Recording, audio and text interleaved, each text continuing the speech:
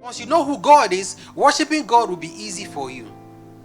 Until you know who God is, your prayer life will be a prayer of God, help me. God, help me. Lord, send my helper. Lord, send my helper. My helper must see me today. My helper locates me. Any enemy that don't want my helper to locate me, die by fire. That will be your prayer. That will be your prayer life if you don't know who God is. When we know you know who God is when your prayer life is a worship and praise life. That's when we know you know if you really know who God is. The problem with Christians, many of them, is because they don't know who God is. If they knew who God was or and is and will be, then you would know from their prayer life.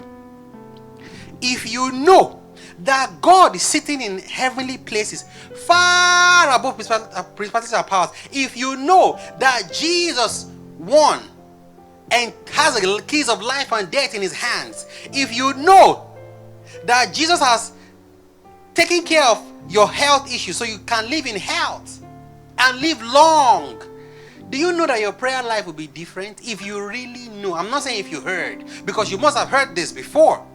If you really know what I just said now, your prayer life will not be a prayer life, oh Lord, any enemy coming for me, come for them. It won't be so.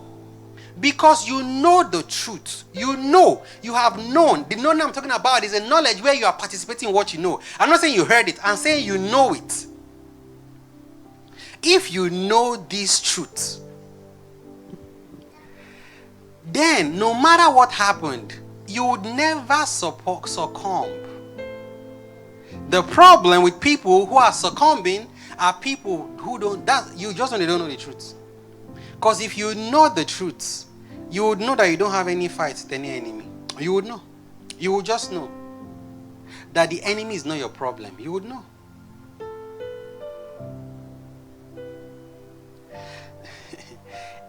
You know, if you know that the enemy is as powerless as a 1-year-old child, can a 1-year-old child stop you from going out?